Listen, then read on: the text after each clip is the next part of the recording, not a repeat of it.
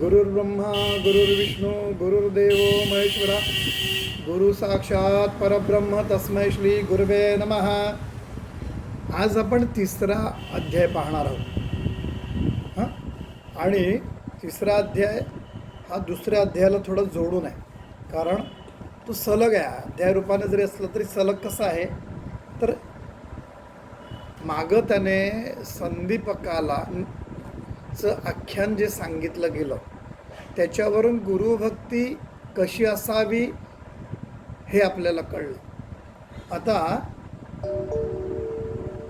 ते म्हणाले की येणे परी सिद्धमुनी सांगता झाला विस्तारुनी. तर विस्ताराने सांगता झाला संतोषोनी नामकरणी, म्हणजे नामधारकाला नामधारक समाधानी झाला, कारण शंकेचं निवारण झालं. विनवा तसे मागुती, आणि नंतर तो त्याला विनवू लागला. जय जयाजी सिद्धमुनी तू तारक आम्हा लागुनी, संदेह होता माझे मनी आजी तुवा फेडला. ते म्हणाले, हे सिद्धमुनी तुम्ही माझ्या जो मनामध्ये संदेह होता, जी शंका होती ती निरसन केली. तुझेनी सर्वस्व लादलो. गुरुभक्तीचा महिमान कळल्यानंतर तो म्हणतो की गुरुभक्ती ही इतके अमृताचा सागर असा एक उल्लेख आधी आलेला आहे. तर अशी भक्ती गुरुभक्ती कळल्यामुळे तुझेनी सर्वस्व लादलो, आनंद जळी बुडालो, आणि परमतत्व जोडलो आजचेनी दातारा. आणि गुरुतत्व हे परब्रह्मतत्व आहे, आणि ते मी साध्य केलं आहे किंवा करणार आहे म्हणून त्याला आनंद आहे. आजचेनी दातारा ऐसे श्री गुरुमहिमान मज निरुपलेत्वा ज्ञान. गुरुमहिमान गुरुभक्ती हे सर्व गुरुतत्व आणि त्याचं सामर्थ्य हे सगळं सिद्धानं सांगितल्यामुळे ते ज्ञान त्याला झालं. की ते कसं असतं, ते तत्वाचं ज्ञान सिद्धांनी त्याला दिलं. मज निरुपलेत्वा ज्ञान, तुम्हाला ज्ञान दिलेस, आनंदमय माझे मन, त्यामुळे माझं मन आनंदित आहे. तुझेने धर्मे स्वामिया, आणि हे तू जे मला सांगितलं त्याच्यामुळे मी आनंदित आहे. कवणे ठाई तुमचा वास, आता सिद्धाला ते सांगतायत की तुमचा वास कुठे असतो. तर नित्य तुम्हा कुठे ग्रास, आणि कुठं खाता कुठं जेवता तुम्ही. होईन तुझा आता दास, मी आता तुझा दास होईल. तूच माझ्यासाठी गुरु आहे, आता मी तुझा दास होईल. म्हणून चरणी लागला, आणि असं म्हणून तो त्यांच्या चरणी लागला. कृपानिधी सिद्धमुनी, कृपानिधी म्हणजे काय, अचानक भेटलेले आहेत आणि अचानक स्वप्नामध्ये दिसतात, ते समोर येतात आणि हे सगळं ज्ञान सांगतात की हे तुला भोग, तुला जे आता जे कष्ट आहेत ते कशासाठी आहेत हे ते सगळं सांगतात, गुरुमहिमा सांगतात, म्हणून ते कृपानिधी आहे. कृपानिधी सिद्धमुनी तया शिष्या आलिंगुनी, आणि त्या शिष्याला आलिंगन देऊन आणि आशीर्वचन देऊन सांगे आपला वृत्तांत. आणि ते सिद्धमुनी आपला वृत्तांत सांगतात. जे जे स्थानी होते गुरु, ज्या ज्या स्थानामध्ये श्री गुरु जिथे होते, नृसिंह सरस्वती महाराज अवतारामध्ये तिथे तिथे ते होते, आणि त्या त्या ठिकाणी चमत्कार असतात, तेथे असं तो चमत्कार हो. आणि पुससी जरी आम्हा आहारू, आणि आम्हाला जर तू विचारतो की तुम्ही काय खाता, भूक लागल्यावर तुम्ही काय करता, कुठे खाता, तर ते म्हणतात आम्हाला जर तू विचारतो की आम्ही काय खातोय ना, तर गुरुस्मरण नित्य जाणं, गुरुचं स्मरण आम्ही नित्य करतो. श्री गुरुचरित्र महिमान असे आम्हा अमृतपान. गुरुचं महिमान हे किंवा गुरुचा महिमा, त्याचं श्रवण, त्याचं पठण, त्याचं मनन, त्यांचं चिंतन हं हेच गुरुश्री गुरुचरित्र महिमान, तेची आम्हा अमृत समान, तेची आम्हा अमृत पान, आणि तेच आमचं अमृताचं पान आहे. म्हणजे अमृत सेवन करण्यासारखं आम्ही गुरुचं चरित्र, आम्ही त्याचं चिंतन करतो, पठण करतो, मनन करतो, असं ते म्हणतात. सेवितो सदा सेवितो याचे गुण. आणि काय म्हणतात, गुरुचे जे गुण आहेत, म्हणजे गुरुने सांगितलेली जी तत्व आहेत, त्या तत्वाचं आचरण आम्ही करतो, त्याप्रमाणे राहतो. म्हणून पुस्तक दाविले, असं म्हणून त्यांनी पुस्तक दाखवलं. म्हणजे काय, तर गुरुचरित्राची पहिली प्रत, इतिहास संशोधक असं म्हणतात की गुरुचरित्राची पहिली प्रत कुणाकडे आहे, तर ती नंतर सायनदेवाच्या वंशामध्ये झालेल्या सरस्वती गंगाधरानं लिहिली. पण त्याच्याही आधी गुरुचरित्राची जी प्रत आहे ती कुणाकडे होती, तर ती सिद्धाकडे होती. आता त्याच्यावर अनेक तर्क आहेत का मग ती होती, तर मग ती कुठल्या भाषेमध्ये होती, कारण गुरुचरित्र मराठीमध्ये आहे, मग ही कुठल्या भाषेत असावी. तर बऱ्याच जणांचं म्हणणं असं आहे की ती संस्कृत भाषेमध्ये असावी आणि ती काळाच्या ओघामध्ये नष्ट झाली असावी, असं म्हणून त्यांनी पुस्तक दाखवलेलं आहे. भुक्ती मुक्ती परमार्थ, भुक्ती म्हणजे भोग, नाना ऐश्वर्याचे भोग प्राप्त होतील. मुक्ती, जी मुक्ती म्हणजे शेवटच्या याला तुम्ही जन्म मरणाच्या फेऱ्यातून मुक्त होऊन परमेश्वराशी च्या सान्निध्य जाणार, ती मुक्ती. आणि परमार्थ, परमार्थसुद्धा जोडला जाईल. जे जे वांछिले मनांत, गुरुचरित्राचं सामर्थ्य काय, तर भुक्ती मुक्ती आणि परमार्थ. आणि जे जे वांछिले मनांत, आणि जे जे मनामध्ये तुम्ही इच्छा व्यक्त केली आहे की हे व्हावं, ते म्हणजे ऐहिक, पारमार्थिक आणि पारलौकिक, ह्या ज्या गोष्टी आहेत, ह्या तिन्ही फक्त गुरुचरित्राच्या पठणानं, वाचनानं, पारायणानं, त्याच्या चिंतनानं, त्याच्या मननानं प्राप्त होईल. ते साध्य होईल त्वरित, ते त्वरित साध्य होईल असं ते सांगतात. गुरुचरित्र ऐकता, गुरुचरित्र ऐकताना, ऐकल्यावर हे सर्व साध्य होईल. धनार्थीयासी अक्षय धन, धनार्थीयासी म्हणजे ज्यांना धनकामना आहे, धनाची इच्छा असेल त्याला धन प्राप्त होईल. पुत्र पौत्रादिकी गोधन, आणि ज्यांना पुत्रपौत्र हवी असतील त्यांना की, आणि गोधन म्हणजे ज्यांना गाई गुरु हवी असतील त्यांना ते प्राप्त होईल. कथा ऐकता होय जाणं, कथा ऐकल्यावर ते प्राप्त होईल. ज्ञानसिद्धी तत्काळ, आणि त्याला ज्ञान प्राप्त होईल असं ते म्हणतात. जे भक्तीने सप्तक पडती, जे 7 दिवसाचं जे पारायण करतात ते पडती ऐकती भक्त लोक, जे वाचू शकतात व्यवस्थित ते वाचणार आहेत. वाचताना कोणी ऐकत असतील तेही श्रवण भक्ती आहे त्याची, तर ते पडती ऐकती भक्त लोक काम्य होय तात्कालिक, आणि त्यांना ते त्यांच्या कामना तात्कालिक त्यांना साध्य होतात, पुरवल्या जातात. निपुत्रका पुत्र होते, आणि निपुत्रका जे आहेत ज्यांना मुलं बाळ नाहीत त्यांना मुलंबाळ होतं. ग्रहरोगादी पीडन, ग्रहबाधा झाल्यामुळे होणाऱ्या व्याधी आणि ग्रहाचा त्रास, थोडक्यात वेगवेगळे जे असतील ते, आणि रोगादी पीडन जे झालेले आजार व्याधी असतील त्याचं निवारण करण्यासाठी हे ग्रहरोगादी पीडन न होती व्याधी कधी जाणं, म्हणजे ग्रहाची बाधा त्याला होत नाही, रोगराई होणार नाही, व्याधी कधी होणार नाहीत. जरी मनुष्यास असेल बंधन, आणि जर मनुष्याला बंधन असेल, आपल्याला खरं प्रत्येकाला बंधन कुठलं आहे, तर पहिलं आपण ह्या मायामध्ये अडकलेलो आहोत, मायेच्या बंधनामध्ये आपण आहोत. हे बंधन आहे. दुसरं म्हणजे आम्ही वेगवेगळ्या विवंचनेने ग्रासलेलो आहे, त्या चिंतेचं आपल्याला बंधन आहे. जबाबदारीचं एक बंधन आहे. हे सगळं त्वरित सुटे एकता, ते सगळं सुटून जातं. ज्ञानवंत शतायुषी एकता होय भरवशी.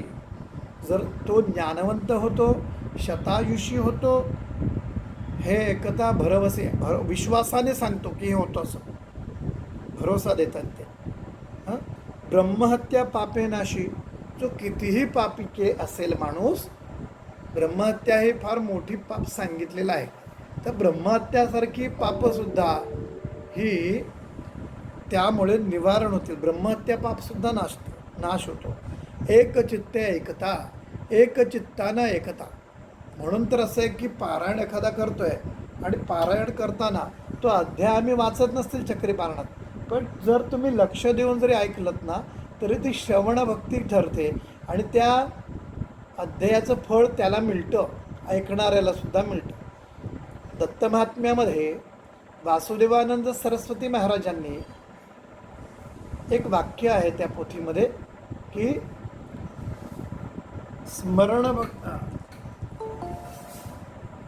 स्मरण भक्ती सर्वश्रेष्ठ, आठा माझी वरिष्ठ. त्याचं स्मरण करा. तुम्ही नाही वाचत, स्मरण करा, ऐका, तर त्याचं फळ आपल्याला मिळणार आहे. श्रवण करणं, श्रवणे पाप जातात, पापा नासतात. तुम्ही जर सतत एखादी गोष्ट चांगली ऐका आणि त्यानं पाप नाहीशी होतील. आपले दुर्गुण नाहीशा होण्यासाठी आपण काय करायला पाहिजे? सद्गुण उभे केले पाहिजे. सद्गुण उभे होण्यासाठी काय करावं लागेल? तर पहिल्यांदा आपल्याला जे सत्पुरुष आहेत त्यांची वाणी आपल्याला ऐकावी लागेल. आपल्याला माहिती आहे का, मी असे पाहिलेले आहेत की आधीचे आणि नंतरचे जे प्रेमानंद महाराजांना ऐकतात ना, तर ते हळूहळू त्यांच्यावर इतका प्रभाव पडतो की ते हळूहळू बदलू लागत आहे. म्हणजे अर्थात प्रत्येक गुरुचं सामर्थ्य आहे ते, तर बदलत आहेत. म्हणजे मी लहानपणापासून स्वाध्याय करायचो आणि अजूनही मी मनानं खरं तर स्वाध्यायाशी जडलेलं आहे, कारण ते तत्त्वज्ञानामुळे किंवा त्या शिकवणुकीमुळे मी आज इतकं आलेलो आहे. पण होतं काय की मी अशीही माणसं पाहिलेत की तिथं जोडल्यावर त्यांच्यामध्ये बदल झालेला आहे. अनेकांनी दारू सोडली, अनेकांनी, अर्थात मी स्वाध्यायाला जोडलेलो होतो म्हणून असेल, पण प्रत्येक ठिकाणी जर तुम्ही गुरूंना चरणाशी तुम्ही जोडलेला आहात, त्यांच्या शिकवणुकीमध्ये तुम्ही असाल, त्यांनी सांगितलेल्या तुम्ही आचरत असाल, तर नक्कीच तुमच्यामध्ये बदल दिसून येतो. तर हे सगळं असतं. तर त्यामुळे आपल्यामध्ये बदल होतो, परिवर्तन होतं, चांगल्या दिशेनं आपलं परिवर्तन होतं. हे फार महत्त्वाचं आहे. तर ब्रह्महत्या पापे नाशी, एकचित्ते ऐकता, इतके एकूणी त्या वसरी. त्यावेळेला एवढं ऐकून त्यावेळी नामधारक नमस्कारी, नामधारक त्यांना नमस्कार करतात. स्वामी माते तारी तारी म्हणेले की हे स्वामी माझं तारण करा. कृपानिधी सिद्धमुनी. अरे तू कृपानिधी आहेस. साक्षात्कारे गुरुमूर्ती. साक्षात्कारे म्हणजे साक्षात डोळ्यासमोर. अक्ष म्हणजे अक्ष म्हणजे डोळा, डोळ्याच्या समोर. म्हणजे मी स्वप्नात पाहिलं आणि तुम्ही प्रत्यक्ष मला भेटलात, म्हणून साक्षात्कारे गुरुमूर्ती. भेटलासी तू जगत ज्योती. ज्या जगाची तू ज्योती आहे, या जगाला प्रकाशित करणारी तू ज्योती आहे, तू ज्ञानज्योती आहेस. भेटलासी तू जगत ज्योती. होती वासना माझे चित्ती, गुरुचरित्र ऐकावे. माझी खरंच एक इच्छा होती की गुरुचं चरित्र ऐकावं, की ज्यांची भक्ती आमच्या वंशामध्ये चालू आहे त्यांचं चरित्र ऐकावं, ही इच्छा माझ्या मनामध्ये आहे.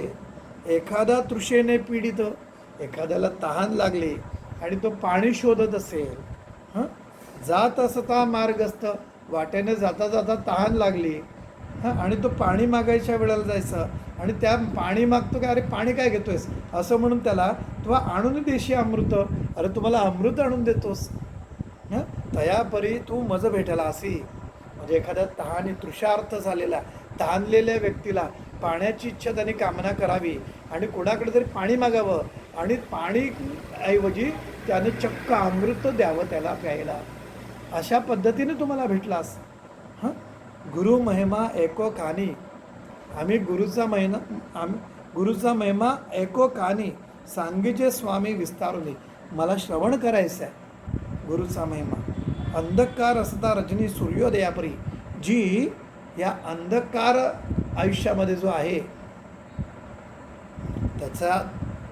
त्याच्यामध्ये गुरुमहिमा गुरुचरित्र हे सूर्योदयापरी आहे. कारण सूर्याचा उदय होता, संपूर्ण अंधाराचा नाश होतो, अंधार निघून जातो. हां, आणि त्याप्रमाणे हे गुरुचरित्र आम्हाला विस्तारून सांग. इतुकिया अवसरी. आणि एवढं म्हणत झाल्यावर सिद्धयोगी अभयकरी. अभयकरी म्हणजे त्याला अभय दिलं की तुला आता भीती नाहीस, म्हणजे त्याला आश्वासन दिलं, अभयवचन दिलं. हां, अभयवचन देऊन सिद्धयोगी अभयकरी म्हणजे त्याला काय करून की अभयवचन देऊन त्याचा हात पकडला. धरून या सव्य करी म्हणजे उजवा हात पकडला त्याने, हातामध्ये घेतला. हां, घेऊन या गेला स्वस्थाना. स्वतःच्या स्थानावर घेऊन गेला. असे ठाव ज्ञानपंथी कल्पवृक्ष आश्वस्थी. बैसून या सांगे ज्ञानज्योती एक शिष्या नामधारका. आणि मग त्यांनी त्याच्या स्थानावर गेला. तिथे आश्वस्त म्हणजे पिंपळाचं झाड आहे. त्या पिंपळाच्या झाडाखाली बसून तो ज्ञानज्योती, तो त्या गुरुला ते विशेषण आहे सिद्धाला, तो ज्ञानज्योती आहे. त्या ज्योतीने विजत आलेल्या म्हणा किंवा विजलेल्या दिव्याला पुन्हा तो पेटवतो, चेतवतोय. आणि त्यामुळे ती ज्ञानज्योतीने ती ज्योती प्रकाशित होते. त्या पद्धतीने म्हणून ज्ञानज्योती एक शिष्या नामधारका. आणि आता एक नेणती सोय गुरुदास्यका. याची कारणे उपबाधका. अरे तू गुरुची सेवा कशी करावी हे जाणलं नाहीस. दास्यभाव असला पाहिजे, समर्पित भाव असला पाहिजे, हे नाही. आणि ती गुरुभक्ती कशा पद्धतीने करावी हे दुसऱ्या अध्यायामध्ये त्यांनी सांगितलेलं आहे. पण तू हे का भोगत होतास की तू गुरुभक्ती, गुरुची सोय नेणती सोय गुरुदास्यका म्हणजे सेवा कशी करावी हे कळलं नाही.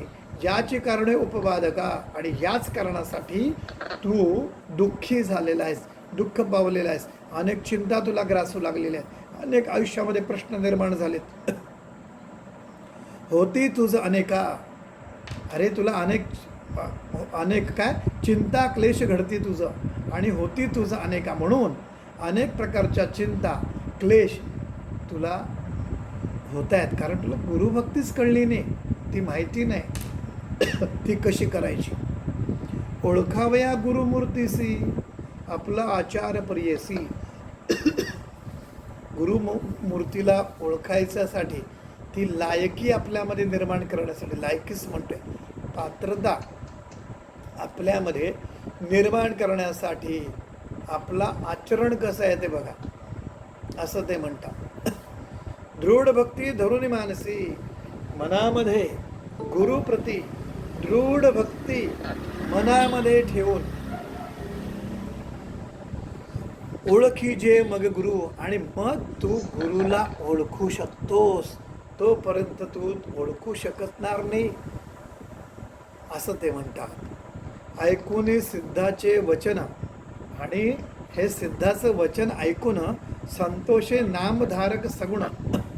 आणि तो नामधारक संतोष भावना क्षणक्षणा करी नमन.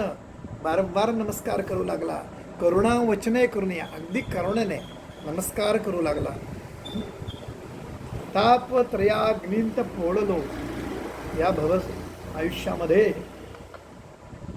अनेक गोष्टी चिंता क्लेश यांनी तापलो. मी संसार सागरी बुडालो. या संसारामध्ये आपण सामान्य लोक तेच करतात, बलसाड टू बलसाड करणारी लोक आहेत बघा. कारण काय, ती जबाबदारी अशी आहे की त्याच्यातून बाहेर पडता येत नाही. त्या संसार सागरामध्ये सगळ्या गोष्टी मिळवण्यासाठी धडपड चालू आहे आणि याच्यामध्ये थकतोय माणूस आणि या संसार सागरात तो बुडतोय. क्रोधादी जलचरी वेष्टुनी अज्ञान जाळे अज्ञान जाळे वेष्टुनिया. आणि काय की त्या संसाराच्या सागरात मी बुडालोय आणि हे सगळं करता करता मिळवता साध्य करता करता काय झालंय, क्रोध उत्पन्न झालाय.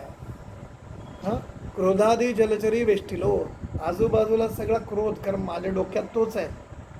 क्रोध, काम, लोभ, मत्सर, असूया, सगळ्या गोष्टी आहेत. क्रोधादी म्हणजे क्रोध आणि आदी असं आहे. तर जलचरी वेष्टिलो आणि अज्ञान जाळे वेष्टुनिया, आणि या अज्ञानाच्या जाळ्यामध्ये मी अडकलो. ज्ञान नौकी बैसवूनी, तर या अज्ञानातून निवारण करण्यासाठी काम क्रोध क्रोधादी जी आसुरी संपत्ती जी 16व्या अध्यायामध्ये भगवंताने भगवद्गीतेत सांगितलेली आहे, जिचं निरूपण ज्ञानेश्वरीच्या 16व्या अध्यायामध्ये ज्ञानेश्वर माऊलींनी केलेलं आहे. ती आसुरी संपत्ती जी आहे, जी आम्ही काम क्रोध दंभ दर्प दुराभिमान जे सांगितलेले आहेत आसुरी संपत्ती म्हणून. आणि ती आसुरी संपत्ती काय आहे, ती मोक्षाचं द्वार, नरकाचं द्वार आहे असं सांगितलेलं आहे. भगवद्गीता कृष्णही तेच म्हणतात आणि ज्ञानेश्वर माऊलीसुद्धा तेच म्हणतात.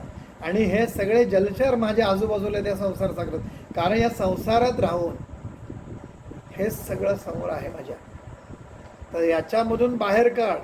आणि म्हणून ज्ञान नौकी बैसवूनी, ज्ञानाचा तारू किंवा जहाज किंवा नौका, या नौकेमध्ये मला बसव, म्हणजे मला ज्ञान दे. कृपेचा वायू पालाणुनी, आणि कृपेचा वायू म्हणजे असा वारा येऊ दे. शिडाची बोट असेल ना, तर वारा जोरात आला तर ती वेगानं पुढं जाते. तर याच्यातून लवकर बाहेर काढण्यासाठी काय, कृपेचा वायू पालाणुनी म्हणजे वाहून देहा तारक करू नये, या देहाचं चीज करा. नाहीतर जन्माला आला हेला, पाणी वाहता वाहता मेला. आयुष्यभर कष्ट करतात आणि कसं, हे हवं आहे ते हवं आहे ते हवं, कशाला, तर जगण्यासाठी. आणि हे सगळं मिळवता जगणं राहून गेलं आहे. फार महत्त्वाची गोष्ट सांगतोय बघा तुम्हाला. आपलं आयुष्य आहे ना, त्याचं इकॉनॉमिकल एज आहे ना. इथे वृषाली ताई आहे बघा, पिंपळे, त्यांना कळेल, मग सगळ्यांनाच कळेल की आपलं आयुष्य आहे ना, ते 100 वर्ष आयुष्य म्हणायचं आहे. पण आता इकॉनॉमिकल एज म्हणजे ज्याला आर्थिक वय म्हणतो, ते 65 वर्ष केलेलं आहे. म्हणजे मुंबईसारख्या ठिकाणी तर आणखी कमी 55 केलेलं आहे आरोग्याच्या दृष्टीने. आणि 55च्या वर गेलात तर तुम्ही एक्सटेन्शनमध्ये आहात असं मानलं जातं. जे प्रदूषण वगैरे आहे त्या भागामध्ये, चेंबूर वगैरे या भागामध्ये जे वय त्यांनी 55 केलं. आता 65 वर्ष जर आपलं आयुष्य आहे आणि तुम्ही 8 तासाची झोप घेता, रोज झोपतो की नाही आपण, दिवस रात्र ही सगळं आयुष्यामध्ये काउंट आहे, मोजलेलं 65 वर्षाशी आहे. त्याच्यामध्ये 8 तास तुम्ही झोपण्यामध्ये घालवता, म्हणजे आयुष्याची 20 वर्ष आपण झोपण्यात घालवतो. आता राहिले किती, 45 वर्ष. 8 तासाची आयुष्यभर नोकरी करतो, 23 वर्ष पकडा, सरासरी 40 वर्ष गेली. हाती राहिली किती, 25 वर्ष. जेवणासाठी अर्धा तास घालवला, साधारण 2.5 वर्ष ती जातात. अर्धा तास आपण गप्पा मारण्यासाठी घालवल्या, ते 2.5 वर्ष निघून जातात. आम्ही ठरवलं की दिवसाला रोज एक सिरियल बघायची अर्धा तासाची, म्हणजे एक सिरियल तुमच्या आयुष्याचे 2.5 तास खात आहेत, तर 2.5 वर्ष खात आहेत. असं करत जर गणित काढलं ना आयुष्याचं, तर आपलं उत्तर येतं 65 वजा 65 आणि 65 वजा 65 जर आपलं जर पाहिलं तर उत्तर येतं 0 आणि ते 0 येतं ना, ते आपलं जगणं आहे. तर मला सांगा, हे 65 वर्षाचं वय आणि 65 वर्ष तुम्ही अशी घालवली, हे केलं तुम्ही जगण्यासाठी, नोकरी केली जगण्यासाठी, जेवलात, जगायचं आहे, हां, जिवंत राहायचं आहे म्हणून हे सगळं करत राहिलात. आणि जर उत्तर 0 येत असेल, 0 येत असेल, मला सांगा बरं कुठं जगलात? तर हे महत्त्वाचं आहे. हे सगळे आम्ही तयारी करत राहिलो आणि आम्ही जगण्यासाठी तयारीच करत राहिलो आणि ते जगायचंच राहून गेलं. म्हणजे मी दादांच्या प्रवचनामध्ये ऐकलं होतं की म्हणे रात्रीच्या वेळेला बिछाने घालण्यामध्येच रात्र गेली आणि झोपायचं राहून गेलं ना, ते दादांनी म्हटलं आहे, पांडुरंग शास्त्री आठवले. हे आमचं पण तेच चाललं आहे. तर ह्याच्यामध्ये आपल्याला जगायचं आहे. तर जे जगायचं आहे तर त्यासाठी काय करायचं? तर तुम्ही असं एक जीवनामध्ये आपण एक वेळ काढतो ना, वेळ काढावाच लागेल तुम्हाला. तर तो वेळ निदान 15 मिनटं रोजची, कमीत कमी 15 मिनटं घ्या किंवा अर्धा तास घेतला तर खूपच उत्तम. अर्धा तासाचं रोजचं ध्यान असेल, अर्धा तासाचं नामस्मरण असेल, अर्धा तासाचं तुम्ही पारायण करत असाल, एखादा अध्याय वाचत असाल, हां, हे सगळं एकच वेळेला रोज, की ही वेळ फक्त त्याची आहे, ही फक्त याच्यासाठी आहे. तर ती अर्धा तास म्हणजे आपल्या आयुष्याची जी 2.5 वर्ष आहेत ना, ती खऱ्या अर्थानं आपलं जगणं होतं की नाही? पटते की नाही हे कोणाला? हो, पटते की नाही सर्वांना? कारण जर उत्तर 0 येत असेल तर मग जगायचंच राहून जातंय ना. तर हे सगळं आहे.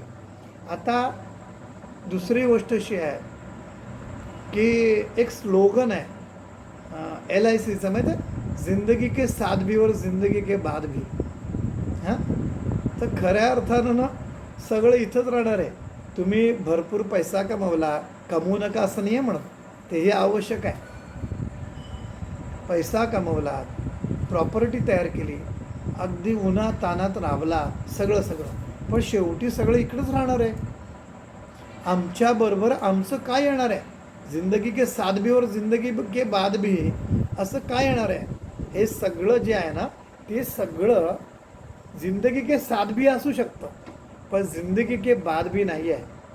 तर तुम्ही जे काही सत्कृत्य करणार आहात, जी साधना करणार आहेत, तीच तुमच्याबरोबर येणार आहे. ती खऱ्या अर्थानं जिंदगी के साथ भी और जिंदगी के बाद भी आहे. नाहीतर काय येणार सांगा बरं? आणि ती मला कथा आठवते, इतिहास आहे. सोरटी सोमनाथाचं मंदिर अनेक वेळा, म्हणजे काहीतरी 18 वेळा ते लुटलं, 16 की 18 वेळा. आणि त्याच्यानंतर त्याचं नाव महम्मद गझनी. शेवटची ज्या वेळेला त्याने चाल केली मंदिर लुटाय, त्याच्यानंतर तो आजारी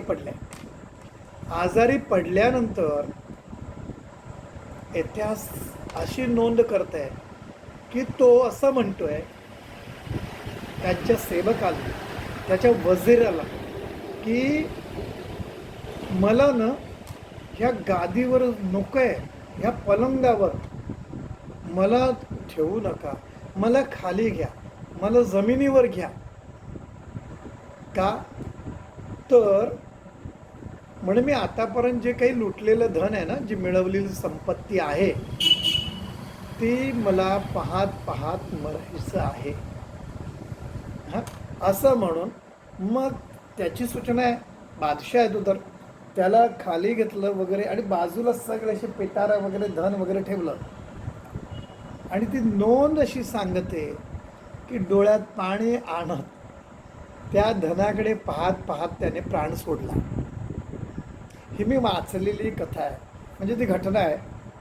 तर मला सांगा की काय हे आयुष्यामध्ये किती कमावं, कसं कमवावं याचं गणित ज्यानं त्यानं मांडायला पाहिजे. आणि ते फार महत्त्वाचं आहे. तर आमच्याकडे भरपूर असतं आणि एखाद्याकडे काहीच नसतं, पण कधी आपल्याला मनात येत नाही की अशी एक गोष्ट आहे की नाही चल, तो मला ओळखत नाही, मी त्याला ओळखत नाही, काही लाभ नाही, पण तो संकटात आहे ना, त्याला भूक लागली आहे ना, तर आमच्यामधलं काही द्यावं थोडंसं त्याला, की चला माझ्या ताटातला एक घास मी जर दुसऱ्यासाठी काढू शकत असेल तर ते फार महत्त्वाचं आहे. मला खूप ज्ञानेश्वर माऊली म्हणजे ज्ञानेश्वर माऊली आहेत. मी असं नेहमी म्हणतो की तुम्ही इंग्लिश शिकलात ना, पण तुम्ही शेक्सपियर नाही वाचलात तर काहीच नाही वाचलं, तुम्हाला इंग्लिश कळलं नाही. तसं तुम्ही मराठी बोलता, मराठी शिकलात आणि ज्ञानेश्वरी नाही वाचली तर तुम्ही काहीच नाही वाचलं. इतकं सुंदर आहे. 16व्याच अध्यायामध्ये दैवी संपत्ती सांगताना ज्ञानेश्वर माऊली असं म्हणतात की दया कशी असते हे सांगताना ते म्हणतात की चालताना पायामध्ये काटा रुतला आणि डोळ्याला पाणी आलं. आता काटा तर पायाला रुपलाय, मग डोळ्याला पाणी का आलं? अर्जुना, पायाला काटा लागला आणि डोळ्याला पाणी लागलं ना, तशी ती माणसं असतात. ही माणसं अशी असतात, त्यांना वेदना पावत नाही कोणाची, डोळ्यात पाणी येतं. जसं या पृथ्वी तलावर पाण्याचा उगमच उत्पत्तीच मुळात या पृथ्वी तलावरील जीवांची तहान भागवण्यासाठी झालेलं आहे. पाण्याचं मूळ उपयोग आहे, वापर आहे. आपण त्यातला बघ अगदी टेक्स्टाईलपासून सगळीकडे वापरायला लागलो, हा भाग वेगळा. मूळ पाणी कशासाठी आहे?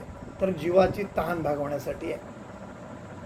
या पृथ्वी तलावर पाण्याची निर्मिती मुळामध्ये जीवांची तहान भागवण्यासाठी झालेली आहे. अशी ही माणसं असतात, ती सगळ्यांचं फक्त तहान भागवत असतात. आणि अर्जुना, खऱ्या अर्थानं ही माणसं मला जन्मताच ऋणी करून ठेवतात. देवाला सुद्धा कर्जाच्या ओझ्यामध्ये तुम्ही ठेवता, कर्जबाजारी करून ठेवता. हे दयेचं लक्षण आहे. आम्हाला दया येते का कोणाची? मला बघा, तुम्ही पहा की तुम्ही बसमध्ये जाता, कोणीतरी गरोदर असलेली स्त्री उभी आहे गर्दीमध्ये, तर तुम्ही तिला उठून जागा देत नाहीत. कोणीतरी म्हातारी असेल, वयस्कर असेल, तर तिला बसायला देत नाहीत. कोणी अपंग असेल तर तिला तुम्ही हे नाही करत. इतकं सुद्धा आपल्याला दया नाही मनामध्ये.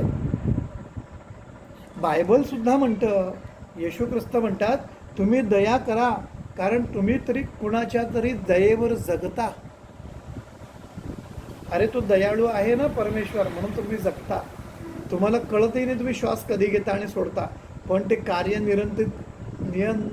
काय म्हणतात त्याला, नियमितपणे चालू आहे, अखंडपणे चालू आहे. तर हे सगळं आहे. आणि मी तर हे असं म्हणेल की ही सर्व हातामध्ये आयुष्यात माळ नाही घेतली, आयुष्यामध्ये मंदिरात नाही गेलो, पण जर मी अशी जरी सेवा केली ना, तरी ती परमेश्वराला प्राप्त होईल. बाबा आमटेंनी जी सेवा केली, काय मिळवायचं होतं त्यांना? काय की मला तुम्ही भारतरत्न द्या किंवा तुम्ही आणखी कुठला तरी अवॉर्ड द्या, ह्याच्यासाठी केलं की आज त्यांना जागतिक लेवलचे पण अवॉर्ड्स मिळाले. पण बाबासाहेबांनी बाबासाहेब म्हणजे बाबा आमटेंना काय मिळवायचं होतं? सेवा केली ना त्यांनी. सगळं सोडून अगदी त्यांच्यासारखे होऊन त्यांच्यात जाऊन कार्य केलं. तर आपले आदर्श हे असायला पाहिजेत.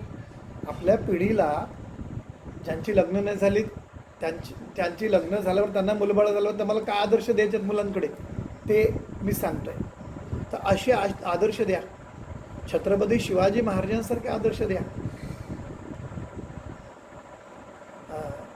आम्हाला भगतसिंहासारखे आदर्श हवेत. समाजामध्ये दंगे करणारे, समाजामधील शांतता भंग करणारे, कुठली तरी रील व्हायरल करून खोट्या बातम्यापासून अस्थिरता निर्माण करणारे असे आदर्श नकोत आपल्याला. आपल्याकडे आपली खरी आहे ना पालकांची जबाबदारी आहे, तर मुलांकडे चांगले आदर्श उभे करा हे आहे. आणि हे सगळं हे बारकाईने पाहिलं तर गुरुचरित्राशी निगडीत आहे. तर हे सगळं आपण लक्षात घेतलं पाहिजे. आणि ऐशिया करुणा वचनी विनमतसे नामकरणी मस्तक सिद्धाची आचरणी ठेविता झाला पुन्हा पुन्हा तेव्हा बोलिला सिद्धमुनी न धरी चिंता अंतकरणी उठवीत असे. ते म्हणाले चिंता करू नकोस असं म्हणून आश्वासून त्यांना उठवतात. साकडे फेडीन तुझे आता आणि तुझी इच्छा पूर्ण करेल असं ते म्हणतात. ज्यासी नाही दृढ भक्ती, ज्यांची भक्ती दृढ नाही, सदा दैने कष्ट दे, ज्यांची दृढ भक्ती नाही आहे ते सदा दैने कष्ट दे. श्री गुरुवरी बोल ठेविते. बऱ्याचदा असं असतं की आम्ही गुरूंवर हे करतो. जरासं काय झालं की आम्ही स्वामींना सांगतो दिसत नाही का तुम्हाला, हे झालंय का, इतके वर्ष मी सगळा हिशोब मांडायला लागतो की मी हे केलं, मी असं केलं, मी तसं केलं, इतकी जप केलं, इतके तप हे केलं. हे ते दिनूचं बिल आहे ना, ते साने गुरुजींची कथा आहे, दिनूचं बिल ना, ते कोणाचं बिल आहे ते दिनूचं बिल आहे की मी तुला हे आणून दिलं, मी तुला ते आणून दिलं, त्याचे एवढे पैसे झाले, तेवढे पैसे झाले, असं सगळं ते बिल मांडतो. आणि आई काय करते ती कधी सांगत नाही. मग आईसुद्धा एक चिठ्ठी लिहून देते की तुला आता लहानपणापासून सांभाळलं, कसं कसं सांभाळलं आणि काय केलं, त्याचं बिल काही नाही. आम्ही सगळा हिशोब लगेच देवाशी मांडायला तयार असतो. सगळा हिशोब असतो आमच्याकडे. आम्ही जप करायचा तरी आम्ही मोजत जप करतो. मी एवढ्या वेळा नाम केलं. मी नेहमी म्हणतो की सगुण उपासनेमध्ये नामभक्ती करताना तुम्ही जपसंख्या मोजा, पण त्याच्यात अडकून राहू नका. एवढे केले तेवढे केले ना, तुमचं बुद्धी त्या आकड्यामध्ये असते, परमेश्वराकडे राहत नाही. अरे या श्वासाचा हिशोबसुद्धा तो ठेवतो. प्रत्येक तुम्हाला किती काय देवं वगैरे त्याचा हिशोब त्याच्याकडे आहे. तर ह्या त्याच्याच केलेल्या सेवेचा हिशोब तरी आपण का ठेवावा, तोही त्यालाच ठेवू दे ना. हे लक्षात घ्या. त्यामुळे मी एवढं केलं तेवढं केलं, कारण तोही अहंकार आहे ना, तोही अहंकार आहे. आणि हे लक्षात घ्या आणि भक्ती करा. ज्यासी नाही दृढ भक्ती, सदा देणे कष्ट दे. श्री गुरुवरी बोल ठेवती, अविद्या माया बेष्टोनी. आणि अविद्या माया बेष्टोनी म्हणजे तो त्या मायेमुळे अविद्येमध्ये राहून हे सगळं म्हणत राहतो. लोक म्हणतात ना, अरे देवदेव करून काय होतं का, हे आत्ता काय कधी उतार वयामध्ये करायचं.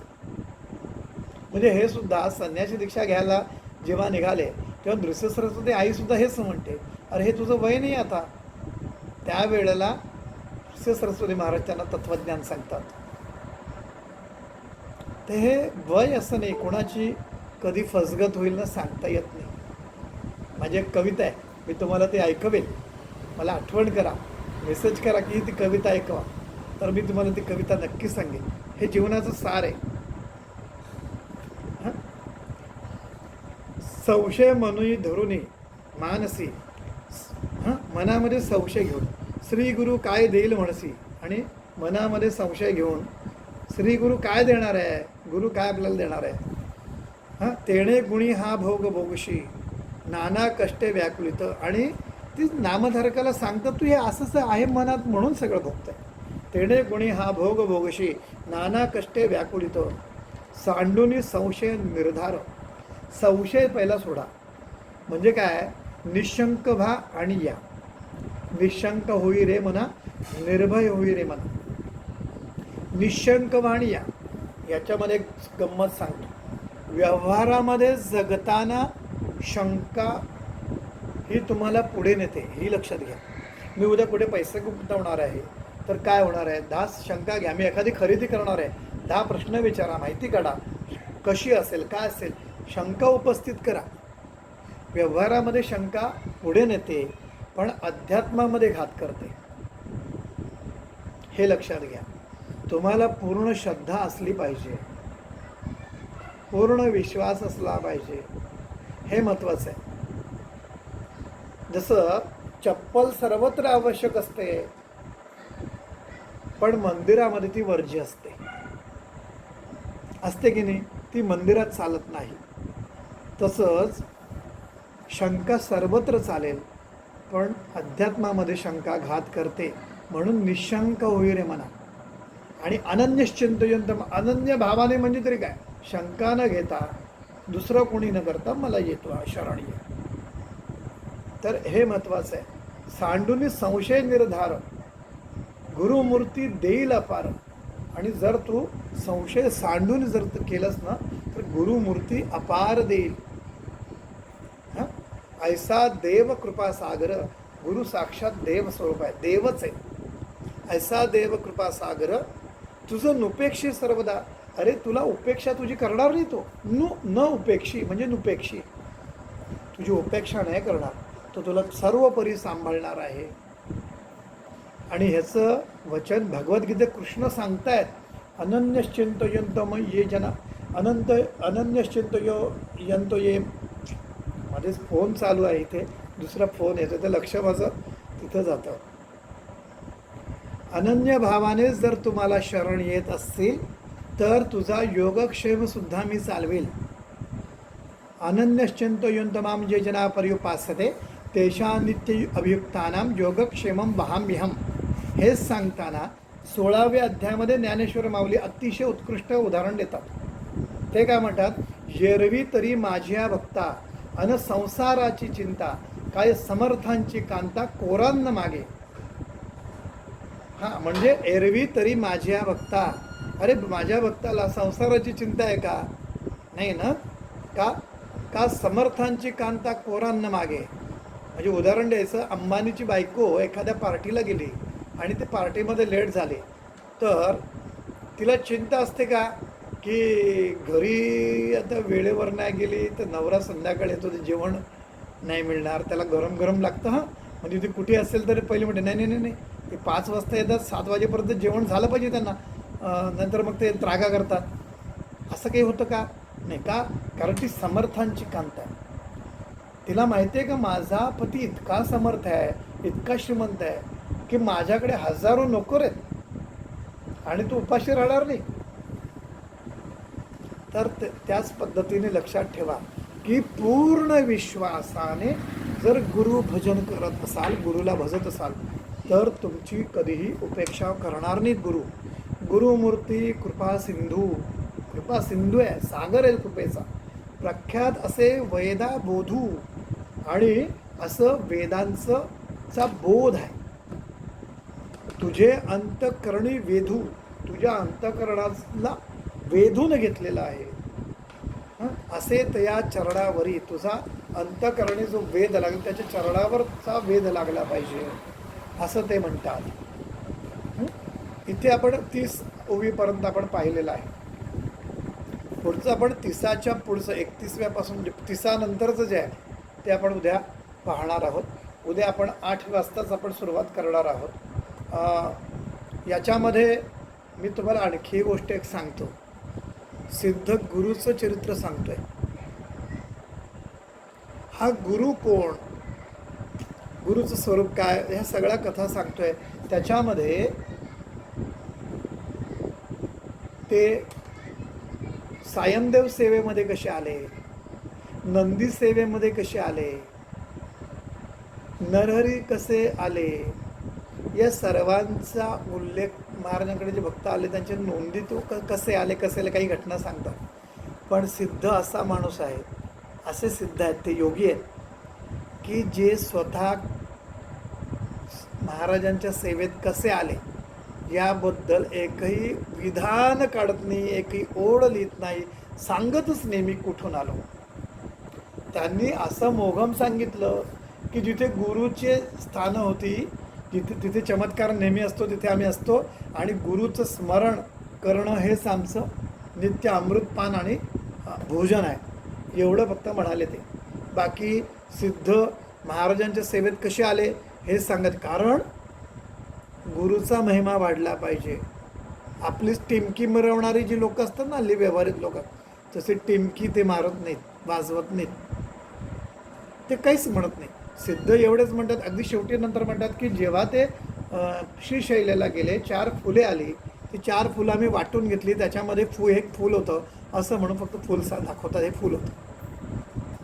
याच्या व्यतिरिक्त त्यांनी कुठली सेवा केली, काय केलं, कसली साधना केली, कुठे राहिले, असं काहीच सांगत नाहीत.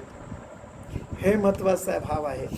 नाहीतर होतं काय की आम्हाला साध्य होतं, गुरुसेवा करता सर्व साध्य होतं आणि हळूहळू आम्हीच आता परमेश्वर आहोत अशा दर्पोक्ती ज्याला म्हणतात मराठीत, तशी आमची ते सगळं मग म्हणायला लागतो, काय तसे वागायला लागतो.